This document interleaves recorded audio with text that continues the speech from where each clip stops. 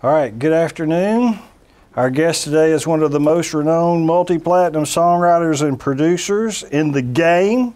True. He has written and produced for Panic at the Disco, One Direction, Fits in the Tantrums, Weezer, Katy Perry, Blink-182, Ringo Starr, which is a drummer in a band called the Beatles from a town called Liverpool. We're going to talk about that. Def Leppard, Carole King, Billy Idol, Jewel Train, Gym Class Heroes, and many more. To date, he's achieved 22 U.S. Top 40 hits, 10 number ones, 10 top fives, and 87 top chart positions globally. His songs have been streamed over 7 billion times. Please welcome Sam Hollander.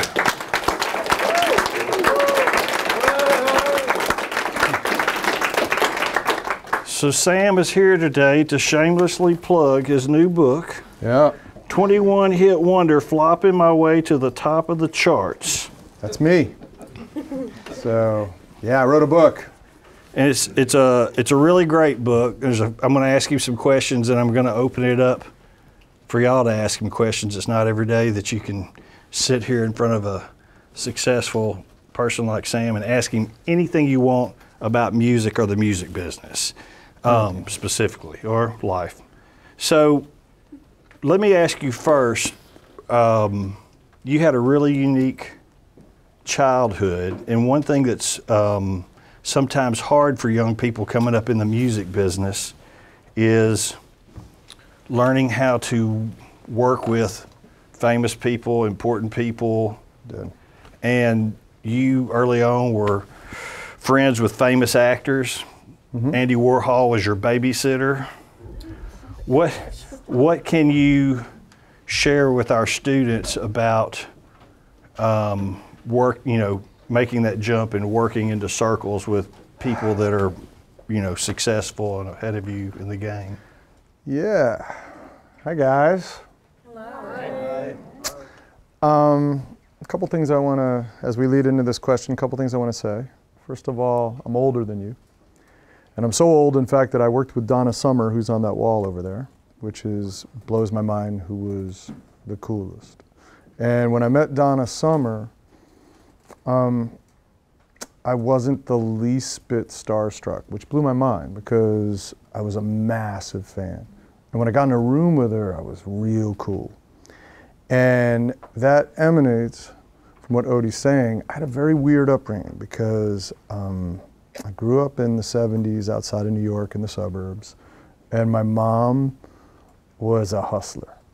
And I'm a hustler, and my daughter will be a hustler. And my mom decided that she wanted to be an interior decorator, and she wanted to navigate the city and figure out how to, get in that world. And she partnered with a man named Jed Johnson, and they created an interiors firm, and they did apartments in the 70s of Mick Jagger and Yves Saint Laurent and people like that. And she was badass. And Jed was Andy Warhol's partner, like boyfriend partner. They lived together for many years. If you watch the Andy Warhol documentary on Netflix, the second episode is devoted to Jed. So that was my mom's partner. And I was a little kid, and I was a strange little kid. I didn't have a lot of friends. So my mom would let me tag along with her on the weekends as an appendage because there was really nothing else, nowhere to leave me.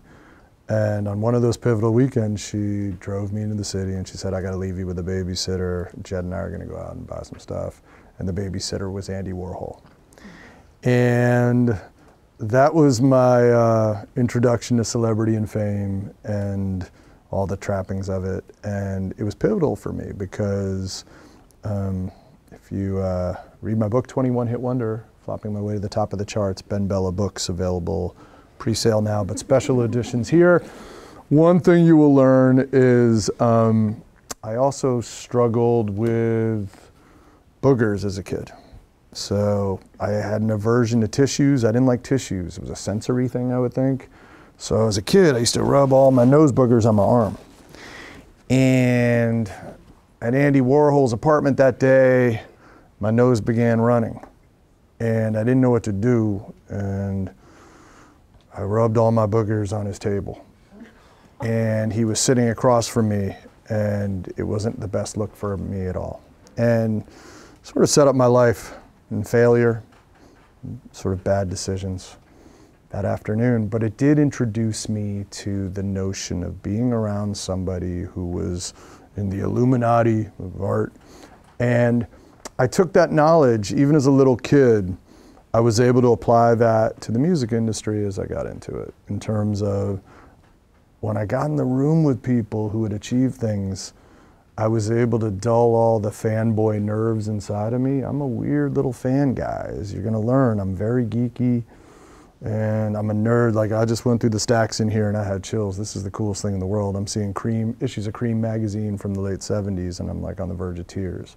So when I get with artists, I'm able to numb all of it and concentrate it on them, and not concentrate on myself.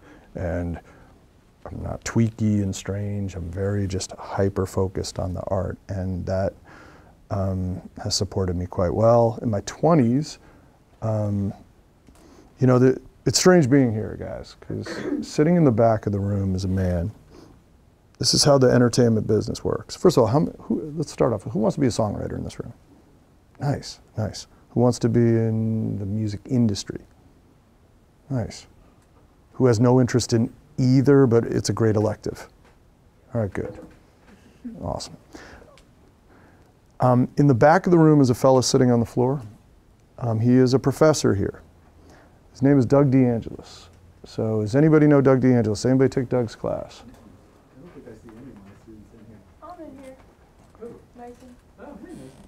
All right, so I want you guys to understand how the universe works, okay? Doug and I were partners at the age of 24 and 25, remixing records together. Doug is in my book featured prominently.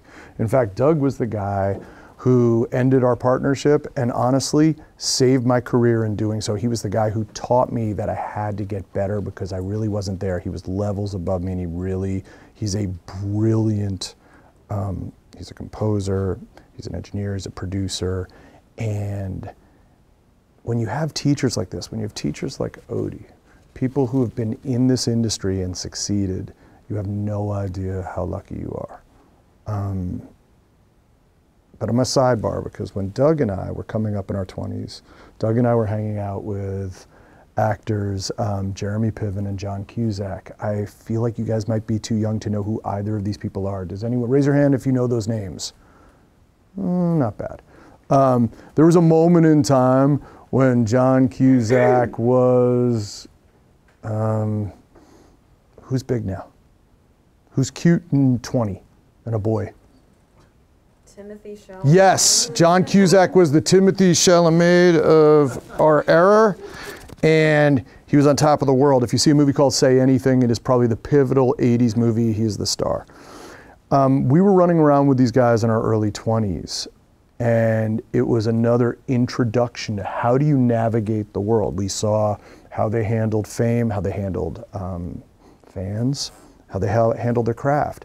And I think we both were able to apply that to how we would handle situations, and also maybe how we'd handle things differently, right? Right, Dougie?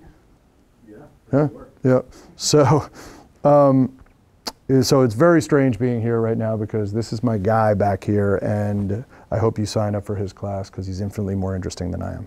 But I would say in the music business, you will meet, if you get into this, you're going to meet people who you'll, bless you, who you'll be starstruck by, who you'll be enamored with, people you've been fans of your whole life. And you will have to navigate on the fly. And it's very important how you approach people. And we'll get in deeper into that. Did I answer anything you asked? I think so. What do you think? 1 for 1? What do we say? 50-50? All right, we're trying. Let's go. So the other thing I love about your book is the title, Flopping My Way to the Top. And a huge section of his book is devoted to failure. Yeah. And it really spoke to me what a hustler you were. I'd like for you just to talk about failure and succeeding. Well, it's funny because I look around this room, you're all really cool looking and you're all really interesting, you know, because you're all, it's like very different types, which I dig. But I don't know how tenacious any of you are, you know, because you're in college and you're young and you're starting out. And I think the industry right now is probably really exciting from a distance. You're like, wow, this is rad, I want to be in it. But I've been in it 32 years professionally. And I will tell you, it is the greatest life in the world, and it's the most horrible thing you will ever sign up for. And it's the marriage of both of them that makes it this magical sort of amorphous thing, right? For me, as Dougie knows, man, when I started out, I was a very creative kid, but I didn't really know how to manifest my art yet. So I was just a talker because I was very confident with an incredible imposter syndrome. And I just, you know, Doug and I had coffee this morning and we talked about it. There's no bar of entry into the music business in terms of everyone in this room is a songwriter, right? You're a songwriter. If anyone asks you, I am a songwriter. I write songs. Everyone's a producer. I produce songs. You don't like get a badge, you know? You do this program here because you're learning how to do it, but the truth be told, you're already songwriters. Technically, you're putting out songs on Spotify or TikTok or whatever, and so you're in the game as much as I am. So the reality is, when you have a career like that where there is really no bar of entry, you can really bullshit your way into it, and you can convince yourself and everyone around you that you have the goods to sort of actualize this, but sometimes you're lying to yourself because you haven't really mastered your craft. Well, I was the ultimate bullshitter and the ultimate liar. And I, you know, I told everybody I was gonna be the greatest. I told everyone in my town that I was gonna be the best songwriter on earth. But you know, the reality was, I didn't even know how to write a damn song. I just tried to will it.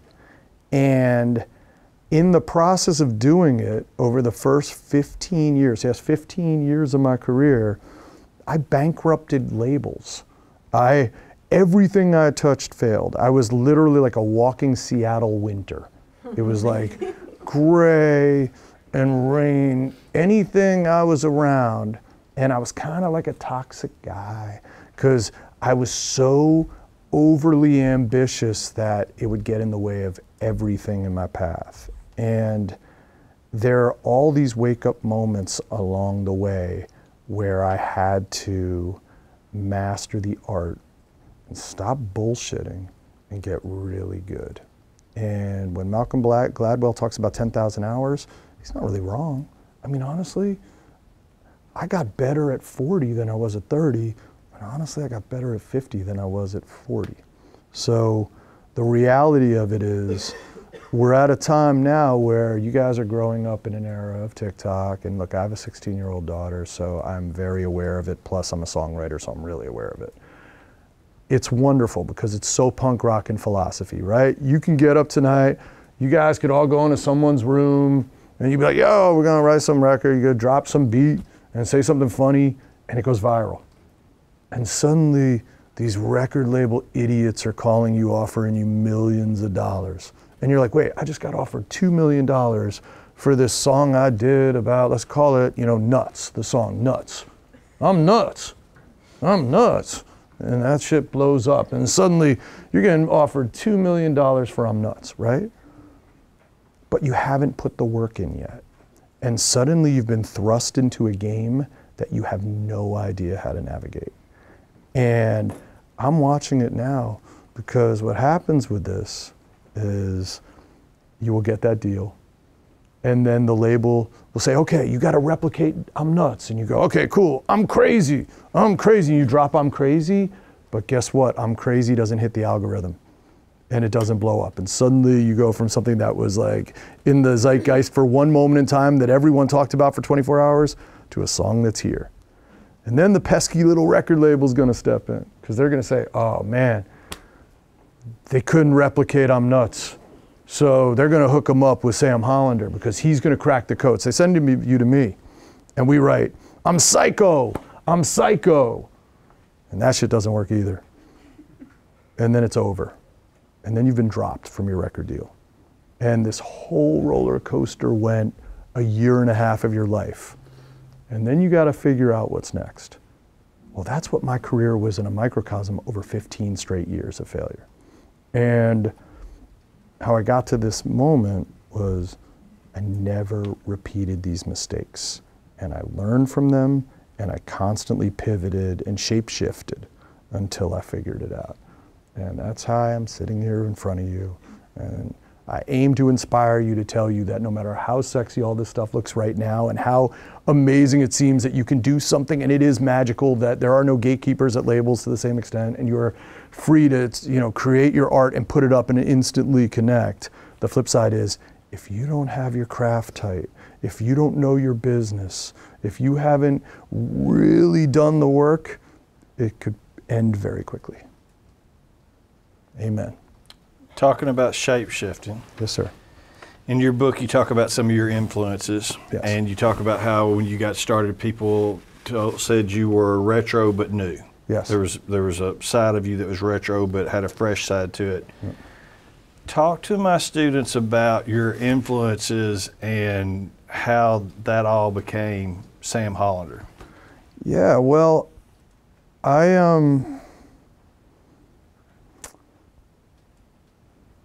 sang in bands in high school, and I was terrible. And my band that I sang in, we were in the Battle of the Bands. It was a big night for me. We came in last. And the only reason that we weren't technically last, there was a band in front of us that snuck a 32-year-old in the band and dressed him up as a high school kid, and they got kicked out. So they came in last. I was not meant to be in the front of a stage, but I was a colossal fan of records. So I had vinyl, and I spent my weekends at flea markets buying 25-cent, 10-cent cutout vinyl of every genre. When I was young, probably based on the artwork, and then it grew to be about the song and identifying what was happening, and then other different genres, and just every, these were paths, I was just going on deep dives and just chasing my muse. Whatever I felt, I would just buy it, especially if it was 10 cents. And suddenly I had 2,000, 3,000 albums. You know what I mean? I just kept collecting. I looked at records the way kids look at baseball cards or anything else that you nerd out on, where you really just study. I would study the back of a record. I would look at who the songwriters were, who the producer was, who the label was, even who the A&R was. And I just began to create this fantastical world in my head where I believed that I could be part of it. And because of all the collection, I was able to identify many different genres and pull from them in my writing, dating back to the 50s. And so I could get in a room, if I was with an MC, I could get in a room and pull references that were both rock and soul and doo-wop and power pop and disco and funk and 80s electro and all these things, and I could always pull these weird influences and make them a bowl of gumbo. You know what I mean? I could make this big bowl of soup. And I think my writing began to raise its hand a little bit because I was pulling from so many sources where I felt maybe a lot of other writers were maybe were more focused on staying in the lane, right? So if I was doing pop punk and there were other writers who were literally just doing pop punk, I was pulling from new wave hair bands, hip hop, all these other things, and infusing it into my pop punk stuff. And I just felt, because my encyclopedia of references was wider, it was very helpful to my writing. Very cool. A minute ago, you touched on the business. Yeah, it sucks. And you outlined. Don't go into it. Joking. And you outlined your first pub deal. Yeah. I was kind of shocked. Who, DreamWorks or? The first one you laid out. There's EMI US. And you said in the book, you said you're probably thinking, boy, that deal sucks, but it got me to where I needed to be. talk to them about creatives in the and dealing with the business. To the publishing end? Yeah. Yeah, so do you guys know what publishing deals are? Is that a question or are you raising your hand? Raising your hand, affirmative. Well played. I thought that was great. You were very fast and prompt, and I liked the way you did it. It was awesome. Thank you. Awesome. Publishing deals for writers have historically been our bread and butter. It has been our lifeline. It is also betting against yourself to some extent.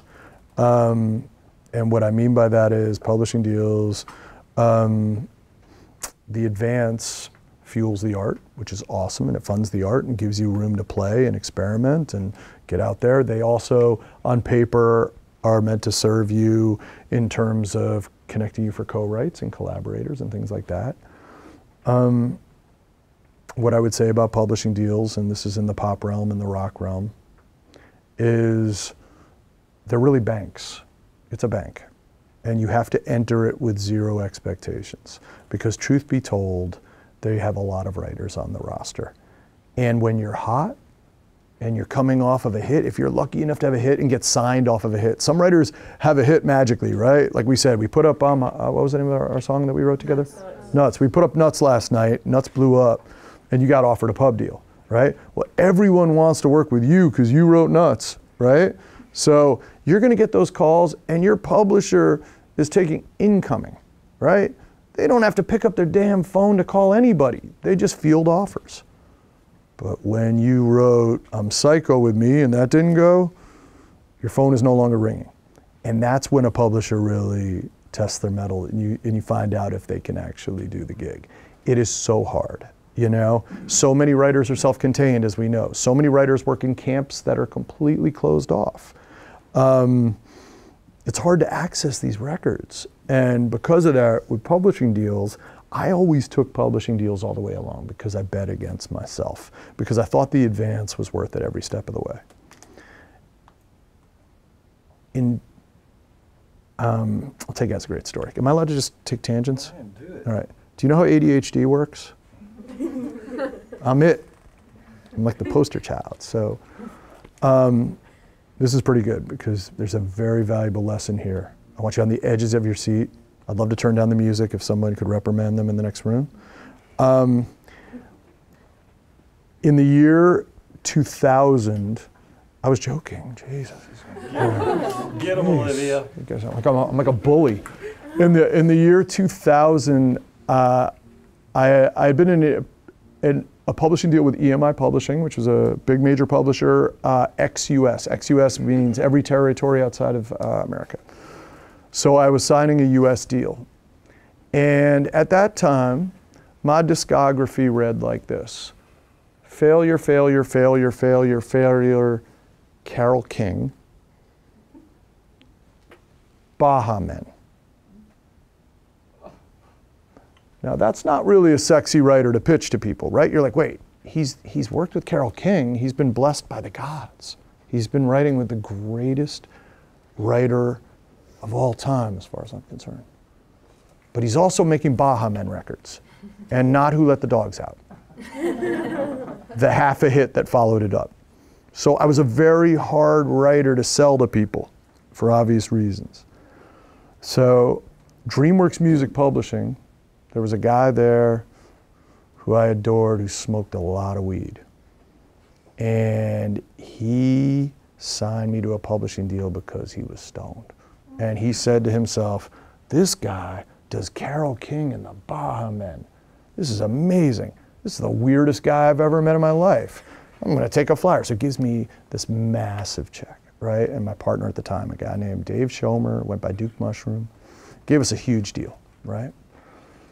And we rewarded him with failure, failure, failure, failure, failure. We made 5 major label records that weren't released. You were sitting here thinking, what does that mean? Well, before Spotify, before Apple Music, there were physical copies of CDs. The way labels worked it was, they would sign a certain amount of acts, just like TV stations pick up pilots, or TV networks order pilots. Do you guys know what a pilot is in television, right? So television networks order pilots. They'll order 30 pilots. Doug, 30? Well, Nope, that's more than they used to. All right, what are it, 20? It used to be 16. They order 16? How many go to network? Oh, there was hundreds, and then they would pick up Right. 16. Exactly, that's what I'm saying. So same sort of math, right? So it's the same thing with record labels, right? They would make, you know, they would sign 30 acts and they'd put out 10, but then 20 just get shelved. But there's no iTunes and there's no Spotify, which means those records end up in your vaults here. No one will ever hear them. Well, that was my career. The first 6 albums I ever made were the records that got shelved. You know, that's after my failed rap career that we'll discuss later. So the reality of having your work shelved, my work shelved, continue to DreamWorks. I get this check and the next 2 records fail. The third is released on September 11th, 2001, and it's a record with an American flag and it's very inappropriate hip hop stuff. The band is on MTV. It's my first song ever on MTV on September 10th. We spend September 11th, midnight before the towers get hit. We're in Union Square, New York City. My album cover for the record Bad Ronald is a poster that fills the entire outside of the Virgin Megastore. There are photos in my book, 21 Hit Wonder. And 8 hours later, the towers are hit, and the pictures you see on the news are the people covered in soot walking by the American flag album cover of my record as they're looking for their lost loved ones. That band's career ends that night. They are dropped by Warner Brothers 4 weeks later. Everything I touched had these kind of calamitous outcomes.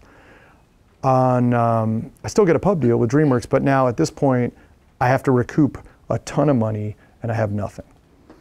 So they're gonna drop me again. I've split with my partner, I'm on my own, and I get a call one night. I'm lying in bed with my wife and I get a call. It's my publisher, the guy who I told you is always high. And it's 10 o'clock at night and he's like, dude, he's like a bro from San Diego originally. He's like, bruh, what's up? He's like, bruh. He goes, I'm freaking out here. I go, dude, it's 10 o'clock at night, don't call me. He's like, nah, I'm freaking out. And I figured this was the call where I'm about to get dropped because I know it's coming because I am so deeply in debt and the company is being sold and DreamWorks will be no longer like everything else I do. And he says, dude, he goes, I gotta read you this email, early email I got. You know, I'm very happy with the acquisition so far. I'm very happy with the way the books look. Quick question. There's a writer on the roster named Sam Hollander. Is this Sam Hollander who grew up in Mount Kisco, New York in the 80s? He's like, is that you, G? I go, it is.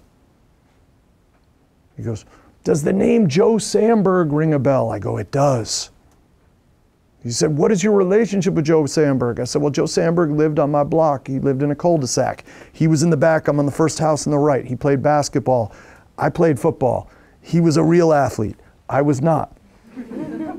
He said, where'd you leave off? I said, well, there was a fight behind the Mount Kisco Diner. And 2 high schools went at it. And we were at rival high schools at this point because I had left that town. And during the fight, everyone jumps into the scrum. But me and Joe Samberg take a step back from it. Why? Well, maybe because we're Jews and we're sort of very, very tepid with these things, but we take a step back and when he sees me, he's like, dude, I'm like, hey man, how are you? And as this fight is taking place, this is not embellished, Joe Samberg and I hug because I hadn't seen him in 2 years and it was great to catch up as seniors in high school now. He said, well, that was the greatest move of your young adult life. I said, why is that? He said, well, he just bought DreamWorks last night. So a guy I knew nothing about after high school went out and killed it as the biggest hedge fund guy in the world and bought DreamWorks. So suddenly, I'm summoned up to the Oyster Bar at Grand Central Station 24 hours later where I'm sitting across Joe Samberg, who I haven't seen. Now we're all of 33. And he's like, hey, bud. He's like, hey, or 35, I got 34. He's like, hey, he's like, how are you doing? Well, I'll tell you what I was doing. I had spent that year, as my career dried up, I was making beats on Kids Bop records. I wasn't producing them. I was doing the drum programming. So if you listen to Crazy in Love by Beyonce and you hear that fresh little beat of that auto-tuned voice, I hooked up that beat. That's me. So That's what I was doing to stay in the music business at 34. And he says to me, Joe says to me, hey man, hey, well this is obviously destined. I said, yeah, it is.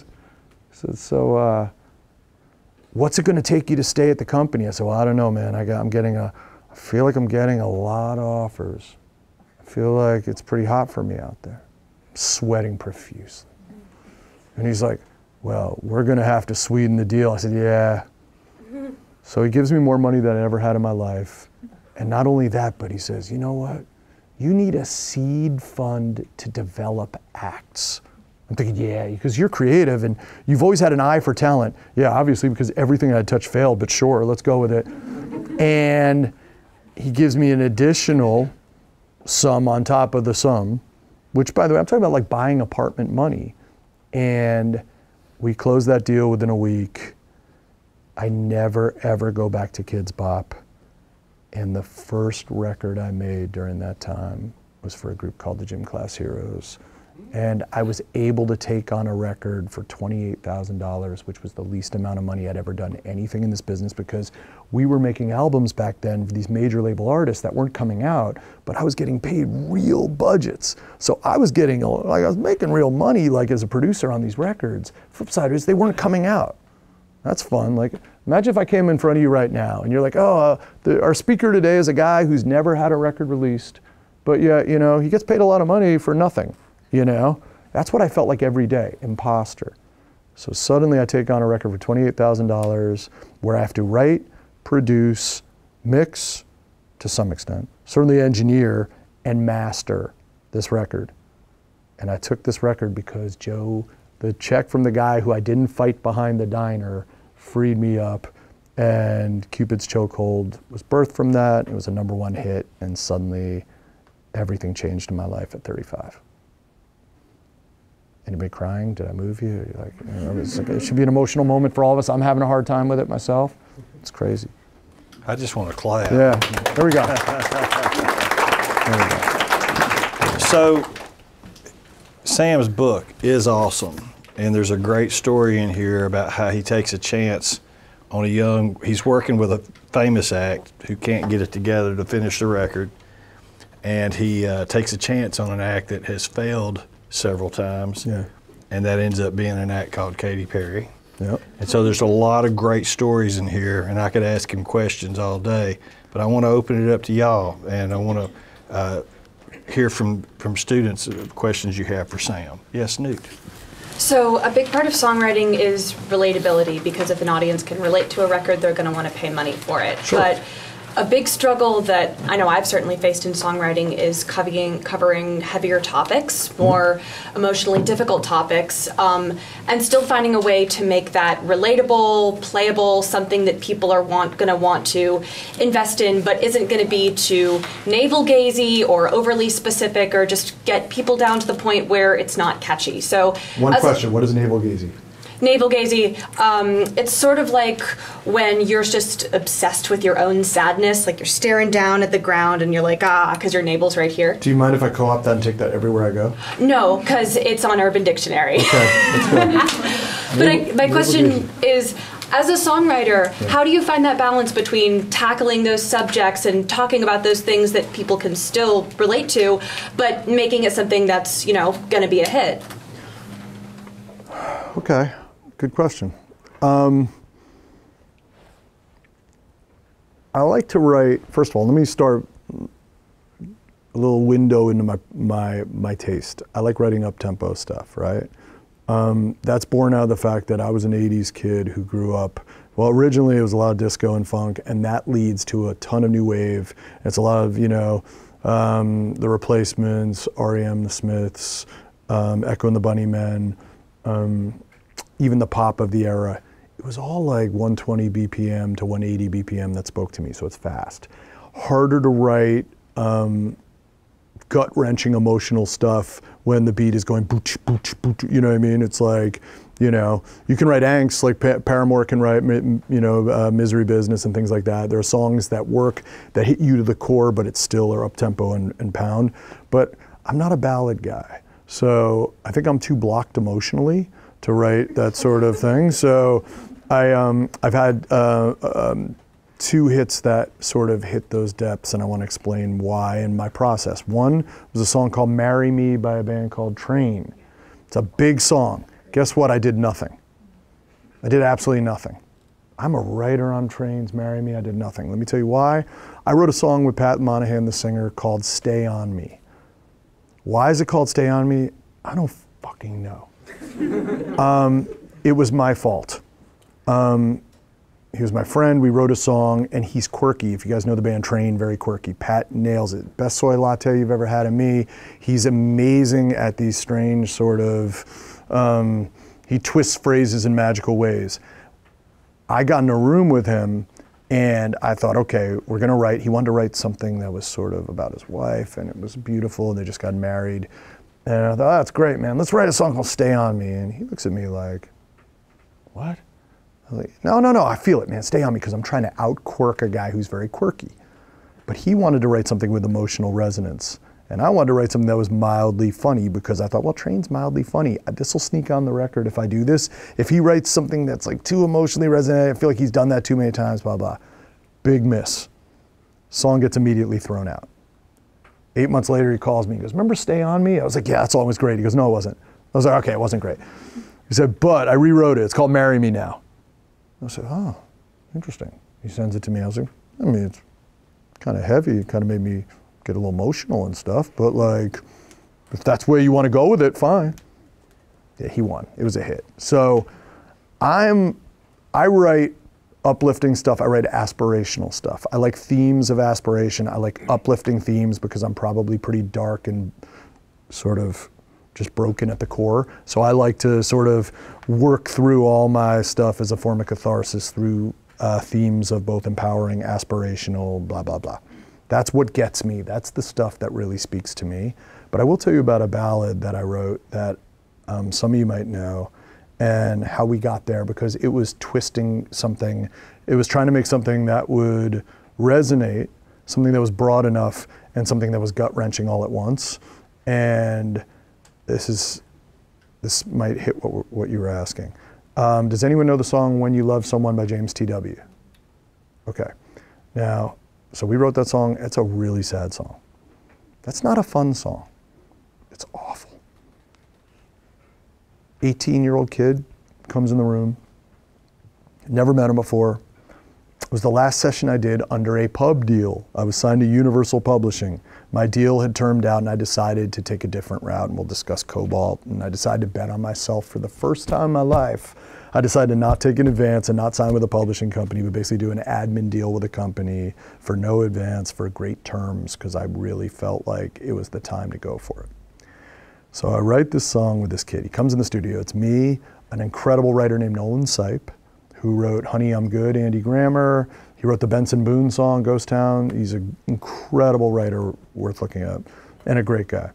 And this 18-year-old kid walks in. He's this British kid. He's never done anything. But there's an affiliation with Shawn Mendes. So he gets a record deal because he's talented. And this is right before TikTok, when people are taking more chances on artists that didn't have stories, right? And this kid comes in the room. He's a great guitar player. I like his voice. And he said, you know, I want to write a song about a kid I've been giving guitar lessons to, whose parents told me, I think that's how it is, his parents told me after the lesson that they were divorcing, and they were trying to figure out how to break the news to him. And I said, oh, that's a fun topic. Well, that's cool. What? You know? And I said, okay, we can chase that. And we start writing this thing. And about 20 minutes in the session, something like that, my phone rings. And it's Mount Sinai Hospital in New York calling to tell me that my dad had to go into hospice. My dad had been sick for a long time. My mom had died the year before, and now my dad was dying. And I was told to get on a plane immediately back to New York to go take care of setting up hospice for him in his assisted living facility. So walking back into that session was real fun. And I walked back in, and here are these guys already on this dirgy ballad about divorce. Now, I've never been divorced. I wasn't that familiar with all the inner workings of it, other than what I've seen from friends and what I've certainly seen in movies. But I knew that it was my job to show up that day and at least like service the song, because this kid had certainly flown in from London, and I was gonna at least like gut it out and then take a red eye back to Manhattan. So we start writing the song, and it's funny because the song is very sad. Because I like writing aspirational stuff and uplifting stuff, in any other session, there's two things I would have done. I probably would have added stomp claps on the beat, and it would like, because that's how I hear music. And I also would have had some chipper resolve, right? Like, everything's gonna be great. Divorce, whoop whoop.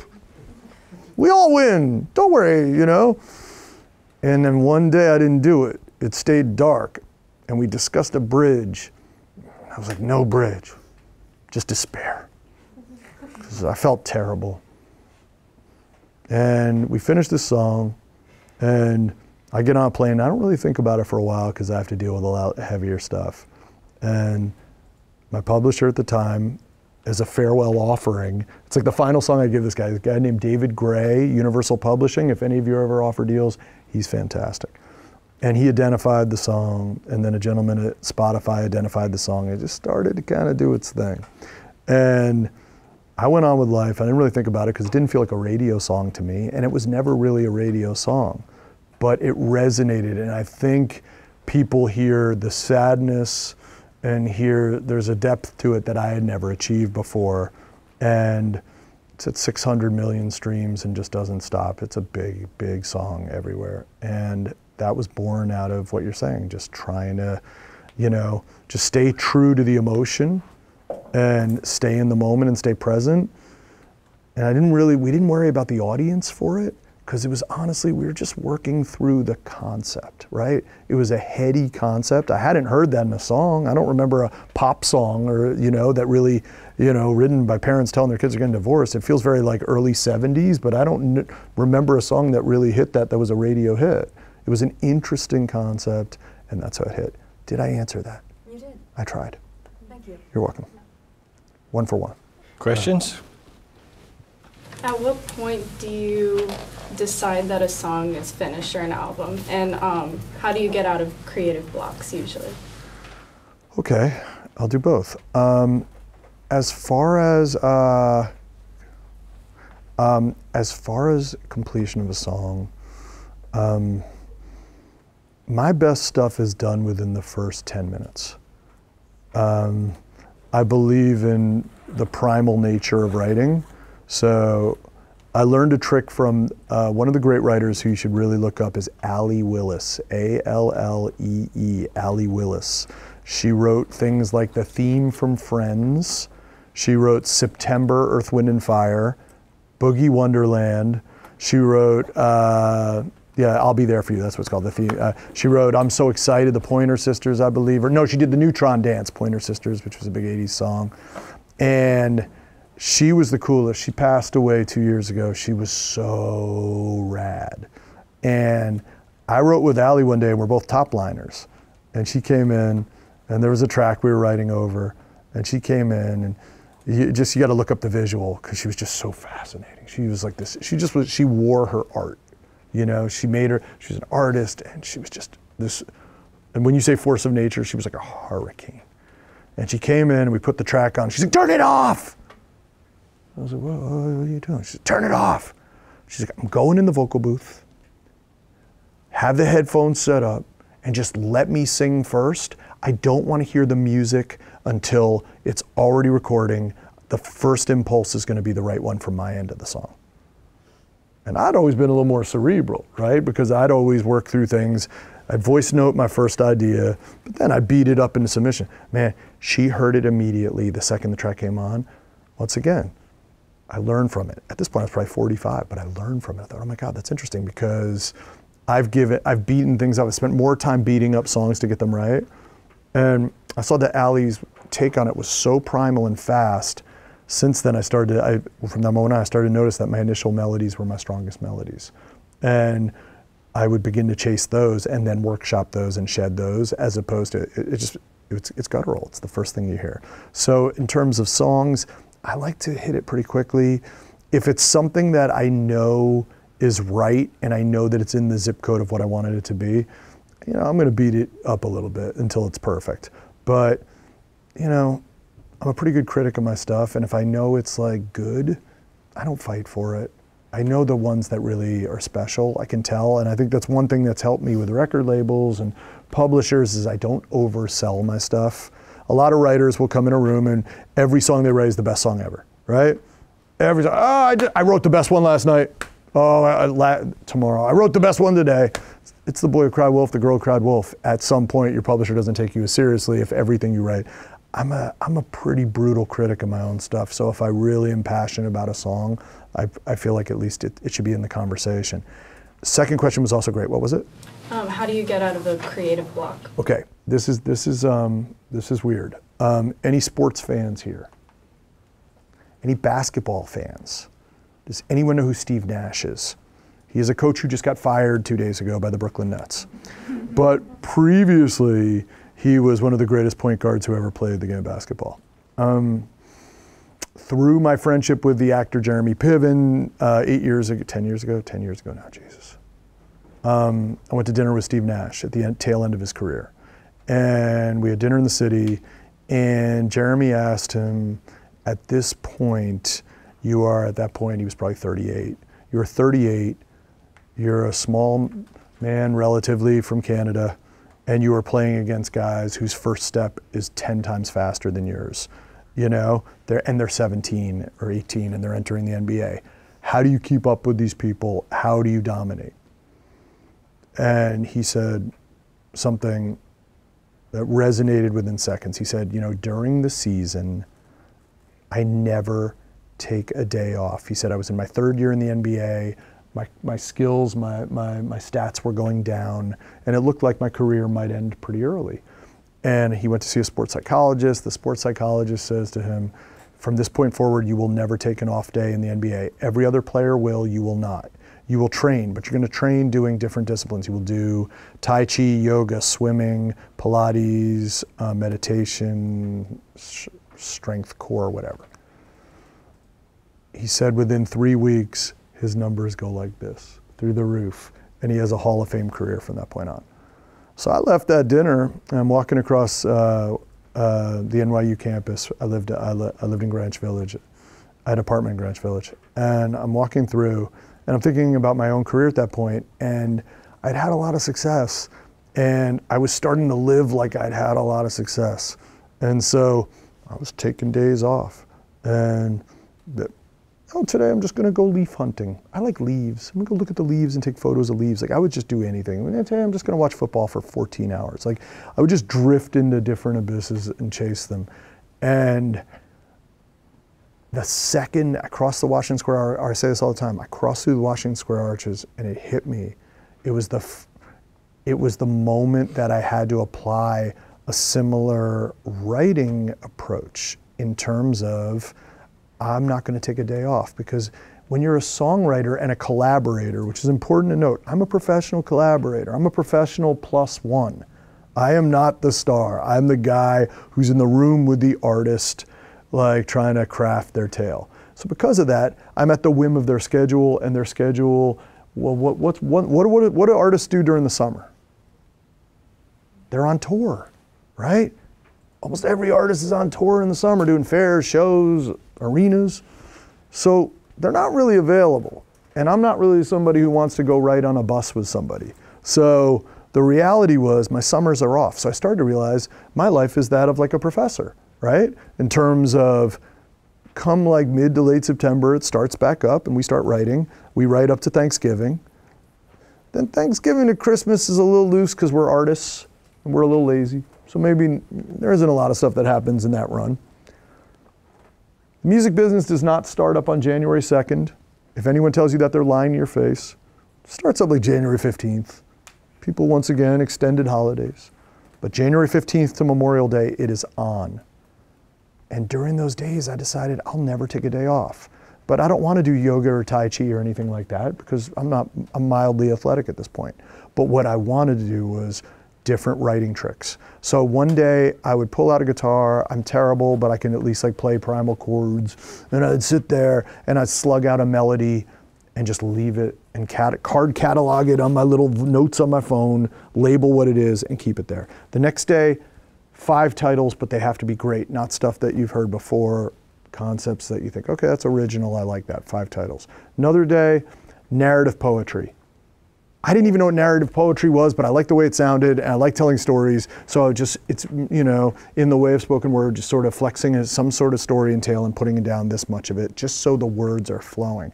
Another day, a verse, just a straight up verse. Another day, a chorus. And I would do this every single day. When everybody else was with their like families doing stuff on the weekend, I abandoned my family for those 2 hours, and I would put the work in. Well, suddenly, I started to crush it again.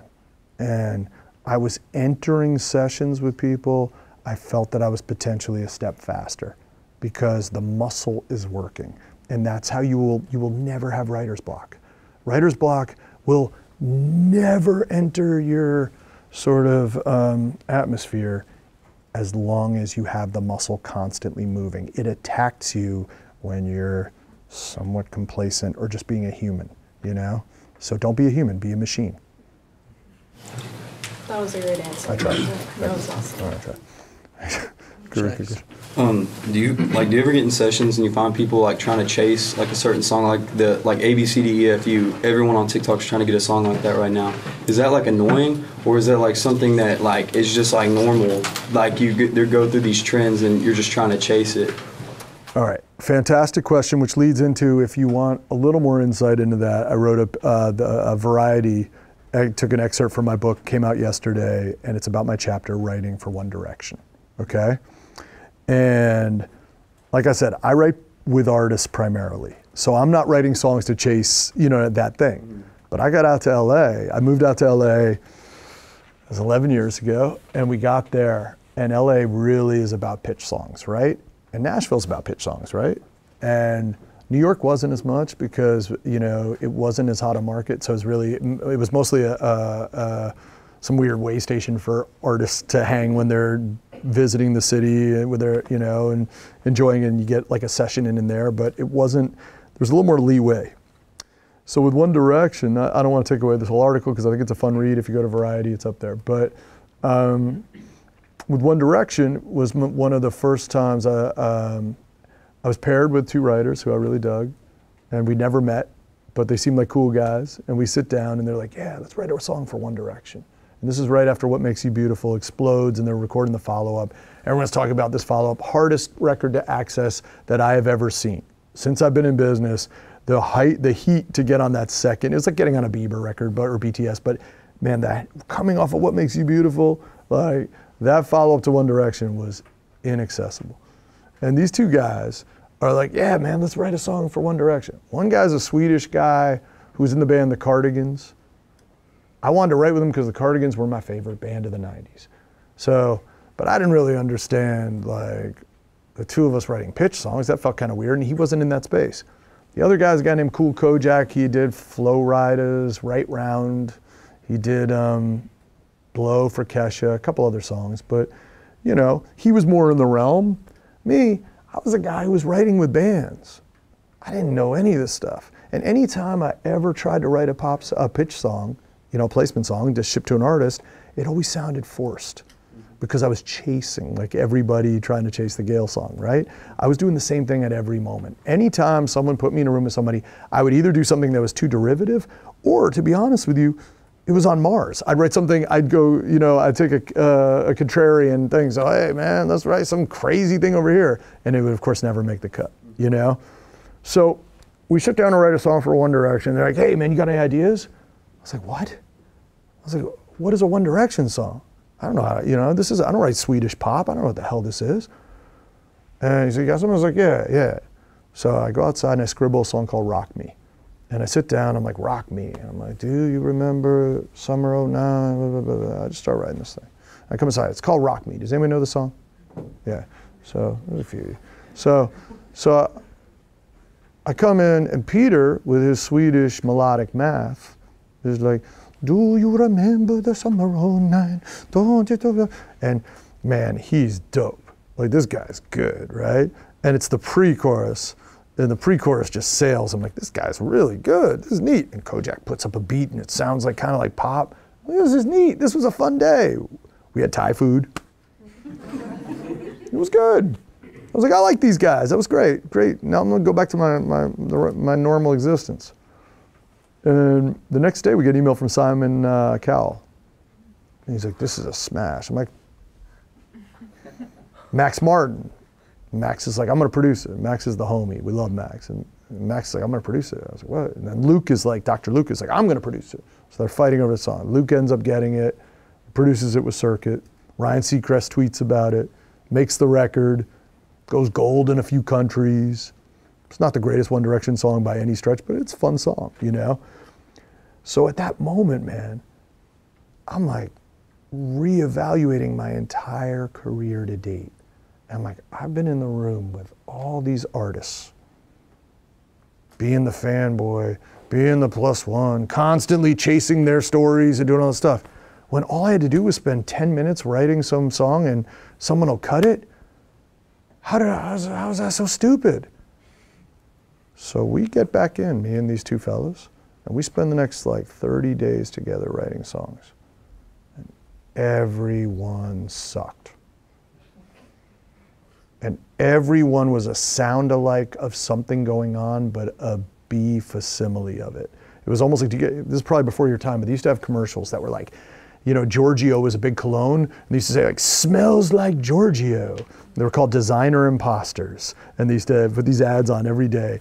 We were making designer imposters, but it wasn't Peter or Kojak that were the problem, it was me. Because I was really writing the lyric, and everything I did just was a bad version of something else, because it wasn't what I do. You know what I mean? It wasn't indigenous to my thought process. Like, I'm pretty weird, man. And me trying to write something that's slightly straight up the middle, I don't know how to do it. I don't do it well. So I get that all the time, and I would say is, those are sessions I run from, because I don't want to do a meme song that sounds like Gail. She hit it. I hear thousands of these things, you know? It's important to stay a step ahead.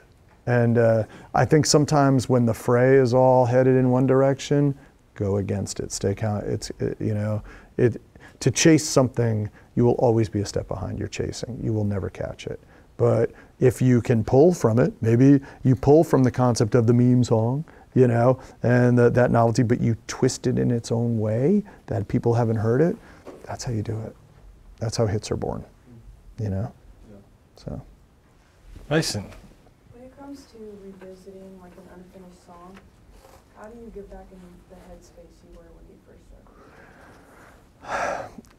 I don't love revisiting unfinished songs in general. I'm down to bury the dead.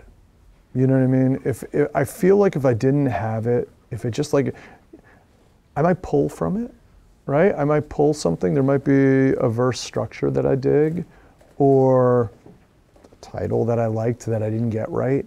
But in general, I just kind of believe in the magic of music, in terms of when it happened, when the song is there and I just feel all the parts are working, I'm gonna finish it that day and get it right, or over the 2 days or whatever, and it's gonna be what it is within reason.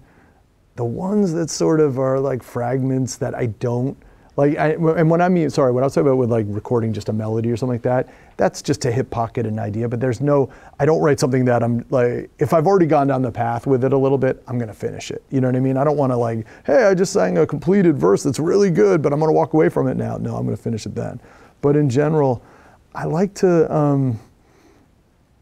get the ideas done on the spot. If I didn't really come back to it immediately, it means I didn't believe in it enough, you know? I think we got time for one more question or two. Go ahead, buddy. Oh, me? Yeah. Okay. Do you have any advice on like how you can be more confident in your work, or like in your skills? Yeah, just be delusional. Yeah, like just convince yourself. Like, because the truth of the matter is, look, man, I look around the room, the honest answer is, you're all probably pretty dope. And I really mean that. And I think it's so imperative to just to know one thing, that this business is built on rejection. It's built on eating its young, right? if I started out with 100 people chasing it in New York City at the time, there's probably 5 or 6 of us left, and we're all pretty good. Truth of the matter is, it's about stick-to-itiveness, and just, even if you're not there yet, if you kind of convince yourself that you will be, and you just kind of believe it, and you just have those mantras to yourself, like, you know what, I'm better than that next dude. I think I'm better. If you start to wear that swagger, and then you put the work in, you can do some badass stuff, man. But you gotta sort of start with believing it internally, and don't be afraid. Here's the thing, man. There are gonna be so many jerks along the way who will try to crush your soul. I'm just being honest with you. I'm sure you've already dealt with it. Some of you probably have parents who suck, who told you, don't go into this, it'll never work, be an accountant. You might have like people around you, friends who told you at the talent show that you weren't that talented. And there's always somebody who's gonna get in your way. Well, when you enter the business, everybody's gonna reject you all the time. It's just gonna happen. You're gonna meet people, you're gonna hand them your demo, they're never gonna call. You're gonna hound them because that's what you have to do. You're gonna slide into their DMs relentlessly. They're still not gonna call. So then you're gonna start to question your own talents and think, okay, well, maybe it's me, maybe I suck. You don't. You just have to want it more than anybody. I wanted this more than anybody I knew, and I still do. I wrote a book about it, 21 Hit Wonder. But the thing about it is, this was my calling. I was put on earth to do this. I am not a competent human. I'm a man-child.